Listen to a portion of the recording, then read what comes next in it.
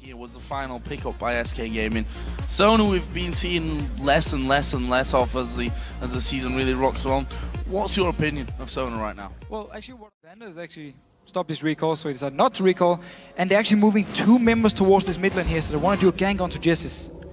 This could be very, very dangerous for him. There's the exhaust going down. The jump in from Jankos. Can he get the slow off? Actually, he's going to flash in there. Gets a save. Yeah, Jesus here is going to fall very, very low. I don't see him being able to escape it. Already used his flash, and there is the damage coming out. It's Jankos that gets the kill again for a second game in a row here. The outer turret in that top lane, and they're going to move in here possibly. Well, they can see Candy Panda when he steps under the turret here, but he just wanted to engage. Oh, flashing in for it there. It's Svenskun that gets that kill. Freddy coming around the side, and Jankos surely going to fall. This is 4 men going in onto him. It will be a double kill for Svenskun. Now Vander moving around. Teleport coming in as well. They're low, but it'll still be a 4v. Yeah, but we have to question the idea for Roccat to say, we're going to give you a free turret and we're going to take first blood. I mean, SK's side, it was definitely worth it for them, also with the kills to pick up, and now Vander is in trouble. That is a face check, and the flash not going to get him far enough away from this one. Svenskun is going to pick up the kill, and he does get that one to put him on a killing spree now. 3-0-0, almost the entire... With Svenskun and find easy picks. Red buff from Rockat's side actually spawns really late because Jankos had to move from his blue to the enemy blue and then all the way back to red. So Svenskun's not going to get anything there for a while. Blue buff being done. Svenskun's actually coming down towards his bottom lane. It's going to be a 3 versus 2. Vander being ripped to pieces, and Celiva, he's going to fall to the same. It's a double kill for Enrated on Sona. So while he didn't get a red buff, he still got to walk all the way down and just... Can walk out. So he walks out here again, used the ultimate, used the flash, just like Freddy up in the top lane, just a few, like half a minute ago. So Roccat doing a very good job now, going very aggressive onto Candy Panda. Oh, Candy Panda though gets into stealth. Celiva gonna wait for that one, and this is gonna be outplayed. Oh, fail flash! Candy Panda goes down. So again, actually, Roccat managed to force away both summoners from another member. Good deep wards down. They moved around the map really quickly and never gave SK the chance to come back. I'm interested to see whether SK could do a similar thing as Celiva.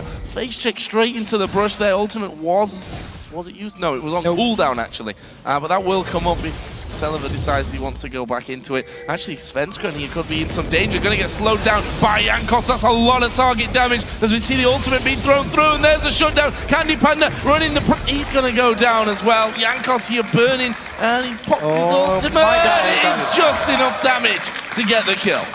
So, SK Gaming now are trying to do team fights when he's using his spray and pray. Are gonna be the targets here to shut him down. Now, Jankos again going in. Oh, and he's gonna fall surely with both Overpower and Jankos moving in there. There is the kill. Freddy comes around. Svenskun is there as well. Roccat aren't gonna know that until he's right on top of him. Freddy down to half HP. There's the intervention, and here comes the rest of Roccat. Have they got the damage? They've got the exhaust on Svenskun. He's just dodged away there from the slow of those void spikes. In the end, SK don't lose anyone else. Couldn't pick up any kills, and now Enrated moving in. Celiva putting down a good ultimate. Svenskun so incredibly low. Nidalee moving from the side. It's a 4-man slow. Wild Growth will knock them all up. Spray and pray comes from the back. The crescendo as well. The spear doesn't finish off Enrated.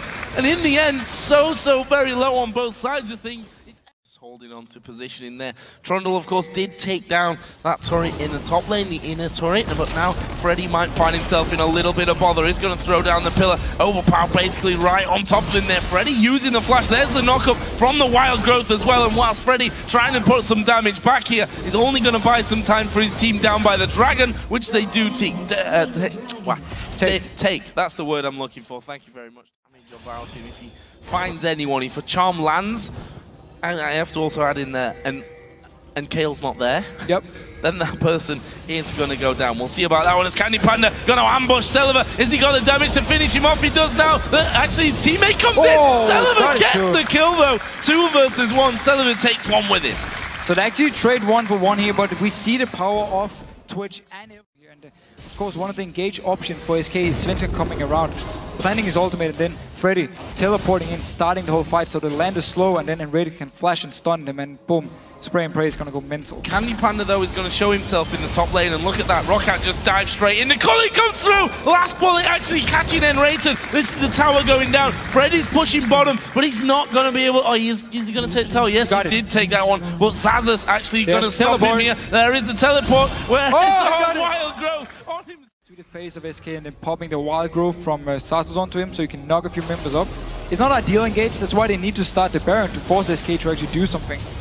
Well, they have started off once He's culling on it. Culling is going to go in. That's a lot of damage, but look at Freddy. He's going to try and stop them, but I tell you what, he needs to get away. Forced to use the flash. They've taken out Overpower. Xaxis is dead as well. A strange fight as Spray and Pray comes over. There's Jesus catching the charm onto Jankos. He's got his ultimate running now. We'll have to flash over the back of that blue wall. And Roccat disastrously split up in that fight, lose 2 men. So, you have a worst team fight combo, or combination. You have a worst team fight composition, and you're behind. And then you start the Baron when the entire SK team is around, and then you split up as well, so you couldn't even intervention on any one of the first targets SK went for. So, very easy Baron, and I would actually say very easy team fight for SK. They just in here and they force Roccat to either back away from inhibitor or try and go in for the fight. So let's see. Look for Jankos to try and stealth up and jump into the face of them with the ultimate from Sartos if they want to engage. Big spear onto Candy Panda, but he's got a Guardian Angel and he's going to lifesteal back. Vanda goes down, didn't use his intervention. That could be the end of the game here if Candy Panda and SK play this one right. Jesus trying to get in on towards Jankos. Inhib's going down. I don't see a reason why SK really need to turn around from this one. Candy Panda's just going to be able to lifesteal himself back up. Spray and Pray doing good damage. Picking a composition with absolutely no engage and also weaker in team fights, so they made it very hard for themselves once they actually fell behind early on. Oh, and they might be falling further behind. Candy Panda chasing on towards Overpower. There's Svenskeren who's going to chase straight on through. They said Rated that's actually going to be looking for the kill. No, Svenskeren got it in the end there. That puts them 13-8 up on kills. 60 seconds spawn time for Overpower. A bit far away though, they need some time before they join in with the base, so they don't have any minutes, but they're still going for this turret.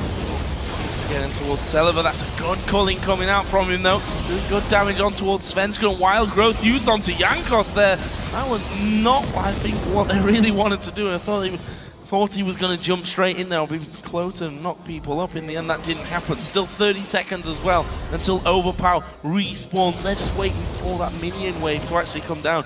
I think Freddy could probably just tank it up at this stage though. He could just tank it up. Just playing it safe though, actually waiting for the minions to come here. Cannon minions, well now they're going. Candy Panda gonna go low, but there's a crescendo coming across from them. It's Sullivan that's a focus there at the front. Svenskeren gonna finish him off, and this is just a whitewash of kills coming through. Vanda tries to get back to Fountain, manages it as well. They didn't even pop Svenskeren's Guardian Angel. Candy Panda didn't have his taken down either, and there's super minions all over the base right now. They focus straight down to those Nexus turrets. There's going to be a last chance saloon here for Roccat to defend. They won't manage it.